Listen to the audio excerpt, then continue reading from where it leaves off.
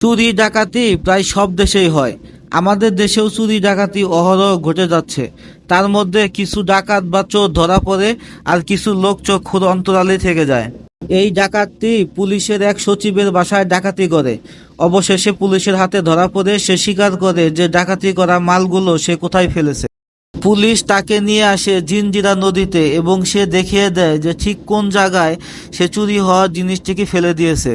পুলিশও তাকে নিয়ে আসছে ঠিক একজ্যাক্ট জায়গাটা খুঁজে পাওয়ার জন্য এবং ডাকাতটি দেখায় দেয় যে এই জায়গাতেই জিনিসটা আছে। অবশেষে এই ঠান্ডার মধ্যে পুলিশ একটি ডুবুরিকে ডেকে নিয়ে আসে, আর এই চাচাটি প্রায় 20 বছর ধরে পানির নিচে হারিয়ে যাওয়া জিনিসপত্র খুঁজে দেওয়ার জন্য একদম নিরলসভাবে কাজ করে যাচ্ছে। চাচাটি ঠান্ডা পানির মধ্যে নামার জন্য তার শরীরে সরিষার তেল মাখছে যেন একটু গরম লাগে। অবশেষে ডুবুরি পানিতে নেমে গেল জিনিসটি খুঁজে আনার জন্য। যাক, শেষ পর্যন্ত ডুবুরিটি খুঁজে পেল জিনিসটি। এই সেই ডিবিআর যেটার জন্য পুলিশ ডাকাতটিকে ধরে। যাক, শেষ পর্যন্ত উদ্ধার হলো। হায় রে ডাকাত রে, ডাকাতি করে শান্তি পাইলি না।